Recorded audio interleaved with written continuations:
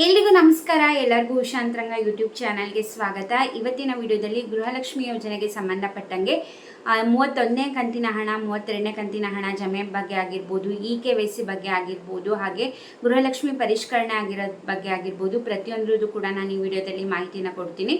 ವಿಡಿಯೋನ ಸ್ಕಿಪ್ ಮಾಡ್ದಲೇ ಸಂಪೂರ್ಣವಾಗಿ ವಿಡಿಯೋನ ನೋಡಿ. ಹಾಗೆ ಯಾರೆಲ್ಲ ವಿಡಿಯೋಸ್ನ ನೋಡ್ತಾ ಇದ್ದೀರಾ ಪ್ರತಿಯೊಬ್ಬರಿಗೂ ಕೂಡ ಥ್ಯಾಂಕ್ ಯು ಸೋ ಮಚ್. ಯಾರೆಲ್ಲ ಹೊಸಬ್ರು ನನ್ನ ಚಾನಲ್ನ ನೋಡ್ತಾ ಇದ್ದೀರಾ ಅಥವಾ ಚಾನಲ್ನ ಸಬ್ಸ್ಕ್ರೈಬ್ ಮಾಡ್ಕೊಳ್ದಲ್ಲೇ ನೋಡ್ತಾ ಇದ್ದೀರಾ ಅಂದರೆ ಉಷಾಂತರಂಗ ಯೂಟ್ಯೂಬ್ ಚಾನಲ್ನ ಸಬ್ಸ್ಕ್ರೈಬ್ ಮಾಡ್ಕೊಳ್ಳಿ. ಜೊತೆಗೆ ಬೆಲ್ ಐಕನಲ್ಲೂ ಕೂಡ ಆಲ್ ಅಂತ ಸೆಲೆಕ್ಟ್ ಮಾಡಿಕೊಂಡ್ರೆ ನಿಮಗೆ ನೋಟಿಫಿಕೇಷನ್ಸ್ ಬಂದಿರುತ್ತೆ. ನಿಮ್ಮ ಫ್ರೀ ಟೈಮಲ್ಲಿ ನನ್ನ ಎಲ್ಲ ವೀಡಿಯೋಸ್ನ ನೋಡ್ಬೋದು. ನಿಮಗೆ ನನ್ನ ಚಾನಲಲ್ಲಿ ರಾಜ್ಯ ಸರ್ಕಾರ, ಕೇಂದ್ರ ಸರ್ಕಾರದಿಂದ ಬರುವಂತಹ ಹೊಸ ಹೊಸ ಯೋಜನೆ ಆಗಿರ್ಬೋದು, ಹೊಸ ಅಪ್ಡೇಟ್ಸ್ ಆಗಿರ್ಬೋದು, ಪ್ರತಿಯೊಂದನ್ನು ಕೂಡ ನಾನು ಅಪ್ಡೇಟ್ ಮಾಡ್ತಿರ್ತೀನಿ. ಬನ್ನಿ ಇವತ್ತಿನ ವಿಡಿಯೋನ ಶುರು ಮಾಡೋಣ. ಇವತ್ತಿನ ವಿಡಿಯೋದಲ್ಲಿ ನಾನು ಆಗಲೇ ಹೇಳಿದಂಗೆ ಗೃಹಲಕ್ಷ್ಮಿ ಯೋಜನೆ KYC ಕಂಪಲ್ಸರಿ ಅಲ್ಲ. KYC ಮಾಡಿಸ್ಬೇಕು ಅಂತ ನಾವು ಸರ್ಕಾರದ ಕಡೆಯಿಂದ ಆಗಿರ್ಬೋದು ಅಥವಾ ಇಲಾಖೆ ಕಡೆಯಿಂದ ಆಗಿರ್ಬೋದು ಯಾವುದೇ ರೀತಿ ಅಧಿಕೃತವಾಗಿ ಘೋಷಣೆ ಮಾಡಿಲ್ಲ. ಸುಳ್ಳು ಸುದ್ದಿಗೆ ನೀವು ಕಿವಿ ಕೊಡಕ್ಕೆ ಹೋಗಬೇಡಿ. ಯಾಕಂದರೆ ತುಂಬ ಜನ KYC ಮಾಡಿಸ್ಬೇಕು ಅಂದ್ಬಿಟ್ಟು ಈ ಸೋಷಿಯಲ್ ಮೀಡಿಯಾಗಳಲ್ಲಿ, ಯೂಟ್ಯೂಬಲ್ಲಿ ಆಗಿರ್ಬೋದು, ಇನ್ಸ್ಟಾಗ್ರಾಮಲ್ಲಿ ಆಗಿರ್ಬೋದು, ಫೇಸ್ಬುಕ್ಕಲ್ಲಿ ಆಗಿರ್ಬೋದು ತುಂಬ ಕಡೆ ಈ ವಿಡಿಯೋ ವೈರಲ್ ಆಗ್ತಾ ಇದೆ. ನಿಮಗೆ ಗೃಹಲಕ್ಷ್ಮಿ ಹಣ ಬೇಕು ಅಂತಂದರೆ ಈಗಲೇ ಹೋಗಿ KYC ಮಾಡಿಸ್ಬೇಕು ಅಂತ. ಪಾಪ ತುಂಬ ಜನ ಬೆಂಗಳೂರು 1, ಕರ್ನಾಟಕ 1, ಗ್ರಾಮ 1 ಸೆಂಟರ್ಸ್ಗಳಲ್ಲಿ ಹೋಗಿ ಕೇಳ್ತಾ ಇದ್ದಾರಂತೆ. KYC ಮಾಡಿಸ್ಬೇಕು, ಮಾಡಿಸಿದ್ರೇ ನಮಗೆ 31ನೇ ಕಂತಿನ ಹಣ ಬರೋದಂತೆ ಅಂತ. ಖಂಡಿತವಾಗ್ಲೂ ಇಲ್ಲ. ಈ ಥರ ಮಾಡಿಸ್ಬೇಕು ಅಂತ ಯಾವುದೇ ರೀತಿ ಸರ್ಕಾರದಿಂದ ಅಧಿಕೃತವಾಗಿ ಘೋಷಣೆ ಮಾಡಿಲ್ಲ. ಸೊ ಹಾಗಾಗಿ ಇದು ಅಧಿಕಾರಿಗಳಿಂದನೇ ಬಂದಿರುವಂತಹ ಅಪ್ಡೇಟ್. ಯಾವುದೇ ರೀತಿ KYC ಮಾಡ್ಸೋಕ್ಕಾಗಿರ್ಬೋದು ಅಥವಾ ಗೃಹಲಕ್ಷ್ಮಿ ಯೋಜನೆಗೆ ಮರು ಅರ್ಜಿ ಸಲ್ಲಿಸಬೇಕು ಅಂತ ಆಗಿರ್ಬೋದು ಏನು ಕೂಡ ಅಪ್ಡೇಟ್ ಕೊಟ್ಟಿಲ್ಲ. ಇವಾಗ ಹೇಗೆ 30ನೇ ಕಂತಿನ ಹಣ ಇದುವರೆಗೂ ಬಂದಿದೆಯೋ ಇನ್ನು ಮುಂದೆ ಕೂಡ ಅದೇ ರೀತಿ DBT ಮುಖಾಂತರ ನೇರವಾಗಿ ಮಹಿಳೆಯರ ಖಾತೆಗೆ ಬರುತ್ತೆ. ಬಟ್ ಏನಪ್ಪ ಅಂತಂದರೆ ಮರು ಅರ್ಜಿ ಸಲ್ಲಿಕೆ ಮಾಡ್ತೀವಿ ಅಂತ ಹೇಳಿದ್ದಾರೆ. ಬಟ್ ಯಾವ ರೀತಿ ಮಾಡ್ತಾರೆ, ನೀವೇ ಹೋಗಿ ಅರ್ಜಿ ಸಲ್ಲಿಸಬೇಕಾ ಅಥವಾ ಈ ಗೃಹಜ್ಯೋತಿ ಯೋಜನೆ ಹೇಗೆ ಮರುಪರಿಶೀಲನೆ ಮರು ಅರ್ಜಿ ಸಲ್ಲಿಕೆ ಮಾಡ್ತಿದ್ದಾರೋ ಅದೇ ರೀತಿ ಮಾಡ್ತಾರಾ ಅನ್ನೋದ್ರ ಬಗ್ಗೆ ಯಾವುದೇ ರೀತಿ ಅಪ್ಡೇಟ್ ಕೊಟ್ಟಿಲ್ಲ. ಸೊ ಹಾಗಾಗಿ ವೆಯ್ಟ್ ಮಾಡಬೇಕಾಗತ್ತೆ. ಯಾಕಂದರೆ ಇನ್ನೂ ಸಚಿವ ಸಂಪುಟ ವಿಸ್ತರಣೆ ಆದಮೇಲೆ ಮರು ಅರ್ಜಿ ಸಲ್ಲಿಸೋಕ್ಕೆ ಅವಕಾಶ ಮಾಡಿಕೊಡ್ತೀವಿ ಅಂತ ಹೇಳಿದರು. ಹಾಗಾಗಿ ಅದ್ರ ಬಗ್ಗೆ ಅಪ್ಡೇಟ್ ಬರೋವರೆಗೂ ದಯವಿಟ್ಟು ಯಾವುದೇ ವೀಡಿಯೋಸ್ ಆಗಲಿ ಯಾವುದನ್ನು ನಂಬಕ್ಕೆ ಹೋಗಬೇಡಿ. ಸರ್ಕಾರದಿಂದ ಅಧಿಕೃತವಾಗಿ ಘೋಷಣೆ ಆದರೆ ನಿಮ್ಗಳಿಗೂ ಕೂಡ ಗೊತ್ತಾಗುತ್ತೆ.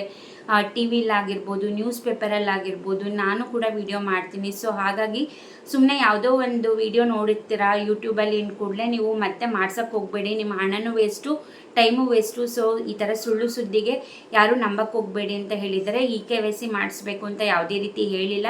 ನೀವು ಮಾಡ್ಸೋಕ್ಕೂ ಹೋಗಬೇಡಿ. ಇಷ್ಟು ದಿನ ಹಣ ಬರ್ತಿದೆ ಅಂದರೆ ಇನ್ನು ಮುಂದೆನೂ ಕೂಡ ಬರುತ್ತೆ. ನೀವೇನಾರ ಮೃತಪಟ್ಟಿರೋರ ಅಕೌಂಟಿಗೆ ಬರ್ತಿದೆ ಅಥವಾ ನೀವು ಟ್ಯಾಕ್ಸ್ ಪೇಯರ್ಸ್ ಇದ್ದೀರಾ, ನೀವು ಗೌರ್ಮೆಂಟ್ ಜಾಬಲ್ಲಿ ಇದ್ದೀರಾ, ಅಂಥವ್ರದ್ದು ಮಾತ್ರ ಅನರ್ಹರನ್ನ ಕ್ಯಾನ್ಸಲ್ ಮಾಡ್ತೀವಿ ಹೊರತು ಯಾರಿಗೂ ಕೂಡ ಅರ್ಹರಿಗೆ ಈ ಒಂದು ಯೋಜನೆ ಅರ್ಹರಿಗೆ ಯಾವುದೇ ರೀತಿ ತೊಂದರೆ ಆಗಲ್ಲ ಅಂದ್ಬಿಟ್ಟು ಇದ್ರ ಬಗ್ಗೆ DK ಶಿವಕುಮಾರ್ ಅವರೇ ಹೇಳಿದ್ದಾರೆ. ಏನಂದರೆ ಅನರ್ಹರನ್ನ ಕ್ಯಾನ್ಸಲ್ ಮಾಡೋಕ್ಕೆ ಅಂದ್ಬಿಟ್ಟು ಈ ಒಂದು ಪರಿಶೀಲನೆ ಆಗಿರ್ಬೋದು ಮಾಡ್ತಿರೋದು. ಅದು ಬಿಟ್ಟರೆ ಅರ್ಹರಿಗೆ ಯಾವುದೇ ರೀತಿ ತೊಂದರೆ ಆಗಲ್ಲ ಅಂದ್ಬಿಟ್ಟು ಅಪ್ಡೇಟ್ ಬಂದಿದೆ.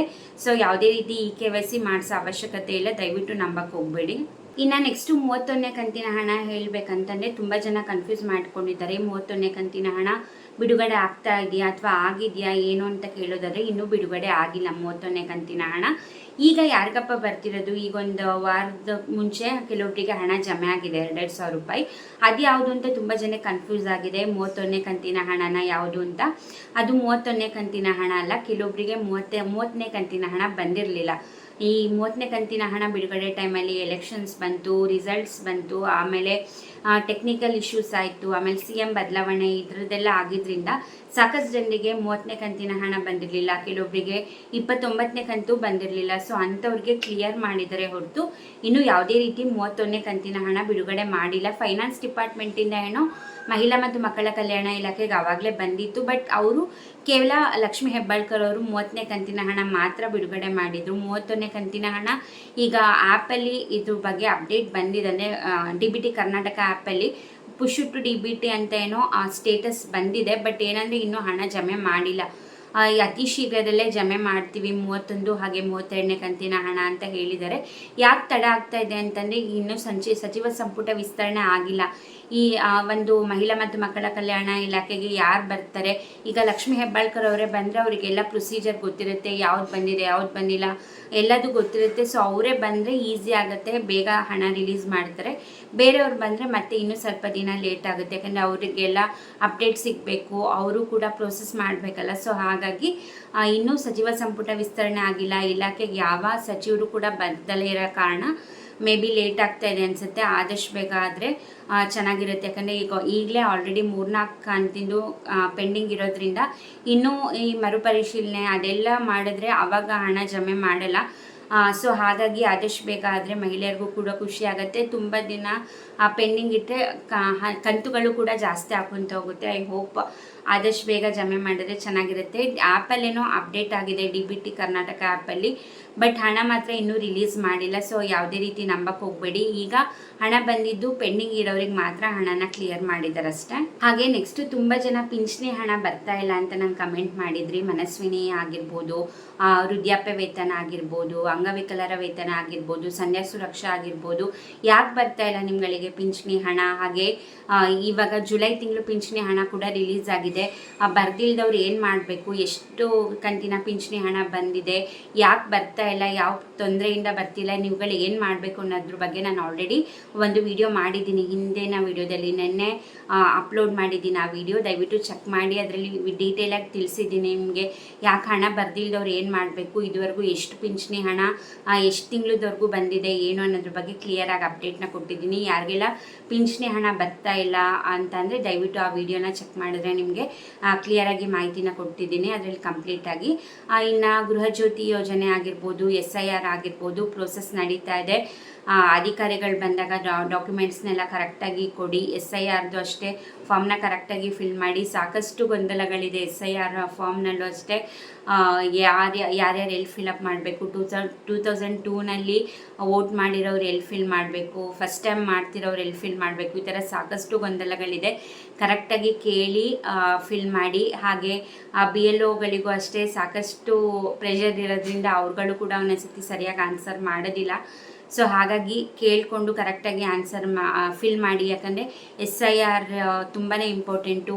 ಈ ಸತಿ ವೋಟರ್ ID ಅಂದರೆ ಈ ಸತಿ ಮತಪಟ್ಟಿಯಲ್ಲಿ ನಿಮ್ಮ ಹೆಸರು ಇಲ್ಲ ಅಂತಂದರೆ ಗ್ಯಾರಂಟಿ ಯೋಜನೆಗಳು ಕೂಡ ಯಾವುದೇ ರೀತಿ ನಿಮಗೆ ಫಲಾನುಭವಿಗಳು ಆಗೋಕ್ಕಾಗಲ್ಲ. ನೀವು ಅರ್ಹರಿದ್ದರೂ ಕೂಡ ಮತಪಟ್ಟಿಯಲ್ಲಿ ನಿಮ್ಮ ಹೆಸರಿಲ್ಲ ಅಂತಂದರೆ ನೀವು ಅನರ್ಹರು ಅಂತಲೇ ಈ ಒಂದು ಎಲ್ಲ ಯೋಜನೆ, ಅದರಲ್ಲೂ ಗ್ಯಾರಂಟಿ ಯೋಜನೆಗಳು ಎಲ್ಲದೂ ಕೂಡ ಕ್ಯಾನ್ಸಲ್ ಮಾಡಿಬಿಡ್ತಾರೆ. ಹಾಗಾಗಿ SIR ತುಂಬಾ ಇಂಪಾರ್ಟೆಂಟು, ನೆಗ್ಲೆಕ್ಟ್ ಮಾಡೋಕ್ಕೆ ಹೋಗಬೇಡಿ. ಫಾರ್ಮ್ಗಳನ್ನ ಕರೆಕ್ಟಾಗಿ ಫಿಲ್ ಮಾಡಿ. ಹಾಗೆ ಗೃಹಜ್ಯೋತಿ ಯೋಜನೆದು ಕೂಡ ಅಷ್ಟೇ, ಅಧಿಕಾರಿಗಳು ಬಂದಾಗ ಕರೆಕ್ಟಾಗಿ ಡಾಕ್ಯುಮೆಂಟ್ನೆಲ್ಲ ಕೊಡಿ, ಫಾರ್ಮ್ನ ಫಿಲ್ ಮಾಡಿ, ಫೋಟೋ ಎಲ್ಲ ಸ್ಟಿಕ್ ಮಾಡಿ ಕೊಡಿ.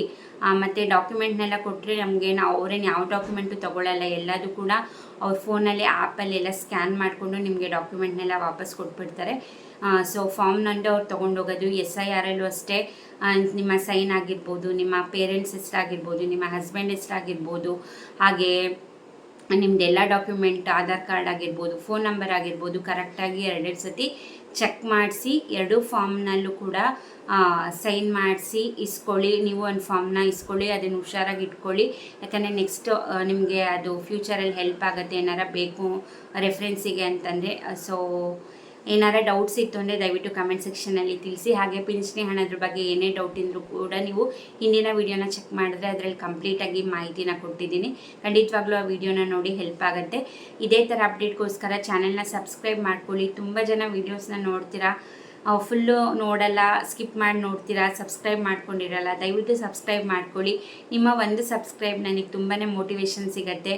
ಹಾಗೆ ಕಂಪ್ಲೀಟಾಗಿ ವಿಡಿಯೋನ ನೋಡಿದ್ರೆ ಲೈಕ್ ಮಾಡಿ, ಹಾಗೆ ನಿಮ್ಮ ಅನಿಸಿಕೆ ಅಭಿಪ್ರಾಯನ ಕಮೆಂಟ್ ಮಾಡಿ, ಹಾಗೆ ನಿಮ್ಮ ಫ್ರೆಂಡ್ಸ್ ಆ್ಯಂಡ್ ಫ್ಯಾಮಿಲಿಗೂ ಕೂಡ ಶೇರ್ ಮಾಡಿ. ಇಷ್ಟೊತ್ತು ವಿಡಿಯೋ ನೋಡಿದ್ದಕ್ಕೆ ಥ್ಯಾಂಕ್ ಯು ಸೊ ಮಚ್. ನಮಸ್ಕಾರ.